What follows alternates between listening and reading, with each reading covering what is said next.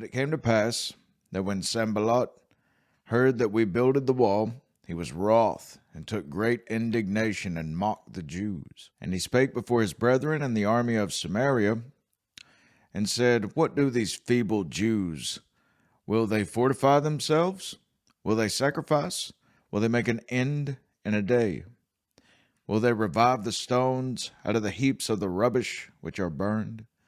Now, this man in whom speaking, this Sanballat, he is pretty much the leader of these Samaritans, and whom are coming against Nehemiah and those in whom are building the wall. They do not want to see Jerusalem built back up, or the Jews rise back up in any kind of sovereignty or power, because Satan is, of course, working through these Samaritans in order to try to hinder the work of Nehemiah. But it's probably also at the superficial level, it's probably got to do a lot more with money and trade and power. They wanted to be above these Jews. But notice what's included in their mockery. They call them feeble Jews. Will they fortify themselves? Will they make an end in a day? John Gill commented, and he believes in essence they're saying they seem to be in as great a hurry and haste as if they meant it, like they're really going to build the city back up. They're kind of taken aback by this. And indeed, unless they can do it very quickly, they never will. They will soon be stopped. Now Tobiah, the Ammonite, was by him, by this Sanballat, kind of his servant of sorts. He's another one of these chief rivals. Now Tobiah the Ammonite was by him, and he said, Even that which they build, if a fox go up, he shall even break down their stone wall. Meaning that it's going to be so weak anyway that no one's going to take it seriously. They're very much underestimating the zeal of the Jews. And in the very next verse, we see this so typical of Nehemiah, these instantaneous outbursts of prayer or rejoicing unto God. And we see this is very unique with Nehemiah. Hear, O our God, for we are despised, and turn their reproach upon their own head, and give them for a prey in the land of captivity. And cover not their iniquity, and let not their sin be blotted out from before thee, for they have provoked thee to anger before the builders. So built we the wall, and all the wall was joined together unto the half thereof, for the people had a mind to work. All the wall was joined together at this point. Now they did this very, very quickly. The circumvallation was complete. They got the wall built all the way around, but it was only halfway high. There were no gaps or breaches. The wall had been raised to half its height all the way around. The most ancient wall, the foundations of which were discovered by Sir Charles Warren, must have had a height of 200 feet. But it came to pass that when Sanballat and Tobiah and the Arabians and the Ammonites and the Ashdodites heard that the walls of Jerusalem were made up and that the breaches began to be stopped, then they were very wroth, and conspired all of them together to come and to fight against Jerusalem and to hinder it. Nevertheless, we made our prayer unto our God, and set a watch against them day and night because of them. Now it is very telling at the hatred that these Samaritans had for the Jews, because they're not fearing the Persian authority in going to war against them, to which they would need permission from the Persian king. All of these are under Persian rule before they could ever do such. They resolved to attack the city, but it will be seen that they soon abandoned that project. So Nehemiah, he sets this watch to watch just in case an army does approach. And Judah said, the strength of the bearers of burdens is decayed, meaning that the workers are starting to get weak, and they're starting to grow very weary of doing this because they're working at a rapid pace.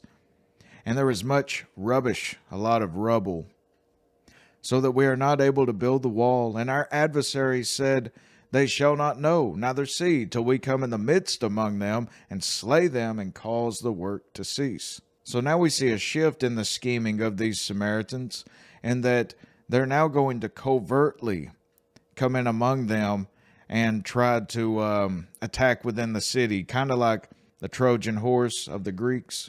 And this would have added mental anguish upon the already physical toll in which this building project would have already had implemented within these workers. And it came to pass that when the Jews which dwelt by them came, the Jews which dwelt among the Samaritans, whenever they came, they said unto us 10 times, denoting a lot. They would come down there and they would say this unto Nehemiah and the workers: From all places whence ye shall return unto us, they will be upon you. Therefore set I the lower places behind the wall, and on the higher places I even set the people after their families with their swords. Catch this. He sets the people, the guard of which, after their families. So they're going to be guarding over their families, and this would have added an even greater zeal to their guard, with their swords, their spears, and their bows. But this was a very honest thing for these Jews that dwelt among the Samaritans. This was a very honest thing.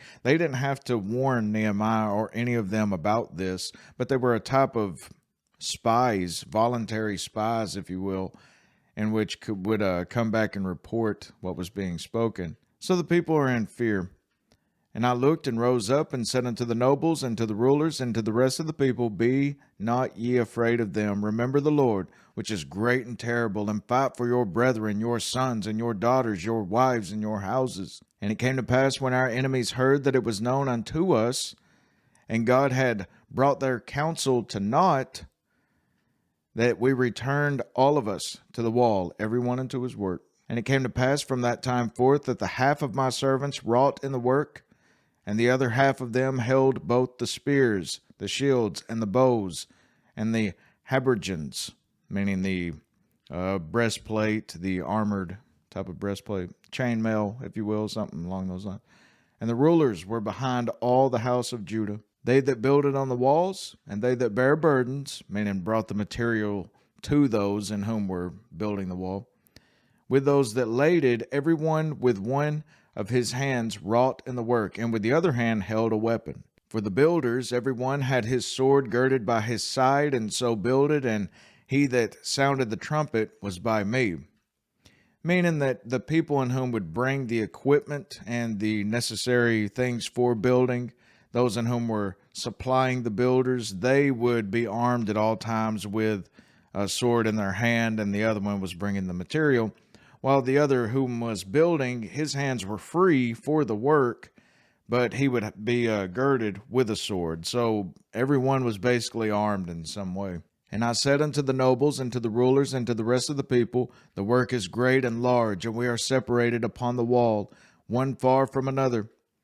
In what place, therefore, ye hear the sound of the trumpet, resort ye thither unto us. Our God shall fight for us. So we labored in the work, and half of them held the spears from the rising of the morning till the stars appeared. Likewise, at the same time said I unto the people, Let every one with his servant lodge within Jerusalem, that in the night they may be a guard to us and labor on the day. They're constantly on guard. This must have been very mentally draining and taxing for them. So neither I, nor my brethren, nor my servants, nor the men of the guard which followed me, none of us put off our clothes, saving that every one put them off for washing. None of us put off our clothes, Nehemiah said, neither by day nor by night, as the manner is when people go to rest. But they constantly kept themselves in readiness to fight if any assault were made on the city.